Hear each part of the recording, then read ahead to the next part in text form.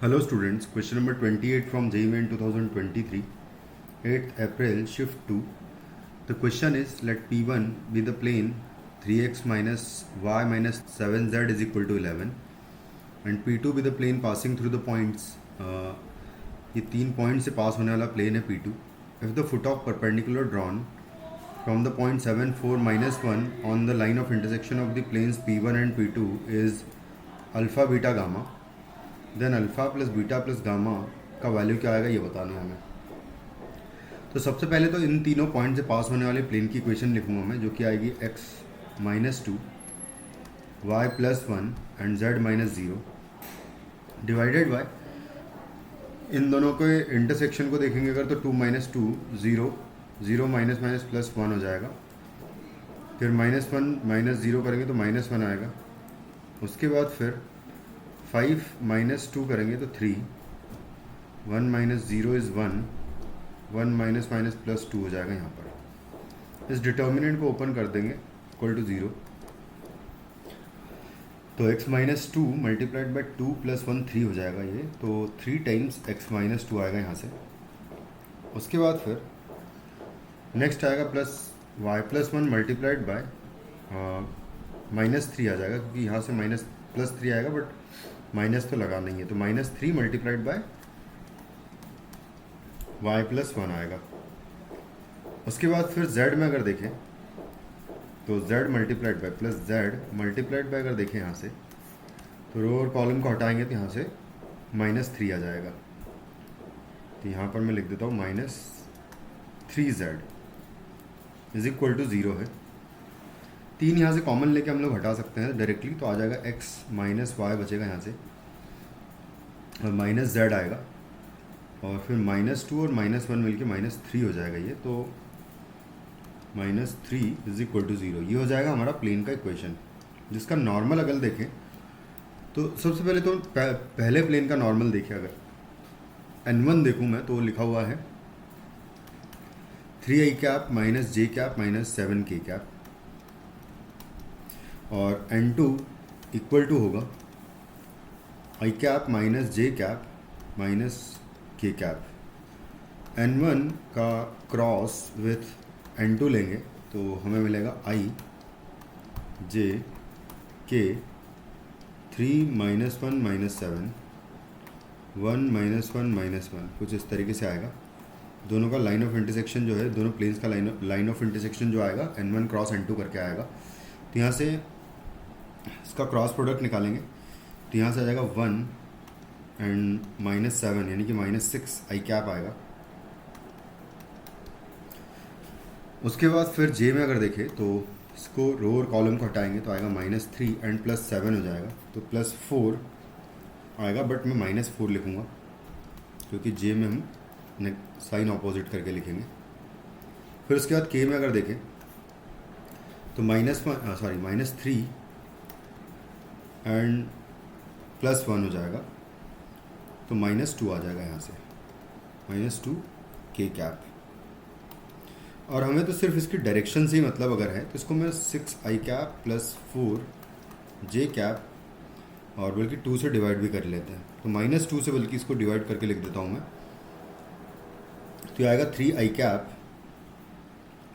Plus 2 j cap and plus k cap आ जाएगा. तो ये हो जाएगा हमारा लाइन ऑफ इंटरसेक्शन का डायरेक्शन. एक कोई भी पॉइंट मुझे चाहिए होगा तो मैं क्या करूँगा कि z is equal to 0 put करके पॉइंट निकाल लूँगा मैं. तो यहाँ पर भी z इक्वल टू 0 कर देंगे, यहाँ पे भी z इक्वल टू 0. तो यहाँ पे अगर z इक्वल टू 0 किया तो यहाँ से आ जाएगा 3x माइनस वाई का वैल्यू 11 होगा और यहाँ से आ जाएगा x minus y is equal to 3 होगा. दोनों को सब्ट्रैक्ट कर दूंगा मैं, यहाँ पर प्लस हो जाएगा यहाँ पर माइनस. तो इधर 2x और ये कैंसिल आउट हो जाएगा, इक्वल टू होगा 11 माइनस 3 यानी कि 8 आ जाएगा. तो x इक्वल टू हो जाएगा 4. x इक्वल टू 4 किसी भी एक इक्वेशन में मैं पुट कर दूंगा. तो 4 minus y is equal to 3 में पुट कर देते हैं. तो यहाँ से y का वैल्यू 1 आ जाएगा यानी कि x इक्वल टू 4 मतलब कि जो पॉइंट हो जाएगा लाइन ऑफ इंटरसेक्शन पर वो हो जाएगा 4, 1, 0. क्योंकि z0 ऑलरेडी हमने लिया ही था।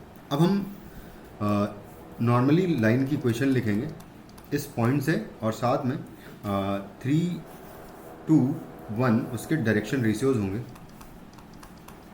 इससे लाइन की इक्वेशन लिखेंगे तो आएगा x-4/3 is equal to y-1/2 is equal to z-0/1 आएगा।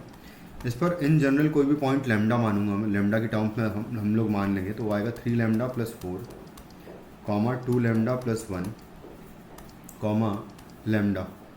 ये हो जाएगा इन जनरल इस लाइन पर पॉइंट। अब मुझे डिस्टेंस निकालनी है इस पॉइंट की from the line of intersection. Foot of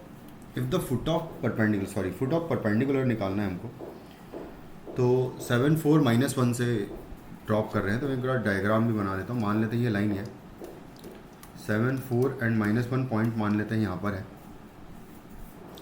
और उसके बाद फिर यहाँ से फुट ऑफ परपेंडिकुलर निकालना मुझे, ये पॉइंट m मान लेते हैं इन टर्म्स ऑफ लैम्डा, कुछ इस तरीके से। तो सबसे पहले तो ये पॉइंट हमारे पास है, p बोल देता हूँ मैं इसको। तो pm वेक्टर निकाल लेता हूँ मैं। तो pm vector will be equal to m point ये है हमारा, तो इससे माइनस कर देंगे इस पॉइंट को, तो pm वेक्टर आ जाएगा जो कि आएगा 3 लैम्डा प्लस 4 -7 करेंगे तो आएगा 3 लैम्डा -3 आ जाएगा, कॉमा 2 लैम्डा प्लस 1 एंड -4 कर दूंगा तो 2 लैम्डा -3 आ जाएगा, कॉमा लैम्डा प्लस 1 आ जाएगा यहाँ से। और ये जो pm वेक्टर है बेसिकली ये जो लाइन के अलोंग जो वेक्टर है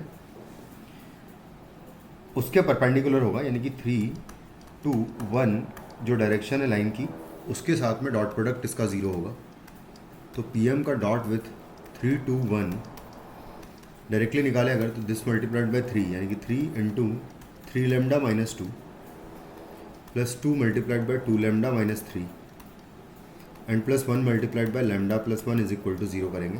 यहाँ से आएगा 9 लैम्डा, यहाँ से आएगा 4 और यहाँ से 1, तो 14 लैम्डा हो जाएगा। ये हो जाएगा -6 और 1, तो -6 एंड -6 हो जाएगा हमारे पास 6 + 6 12 एंड प्लस सॉरी माइनस करेंगे फिर क्योंकि -12 आएगा ये, तो -11 बेसिकली आ जाएगा।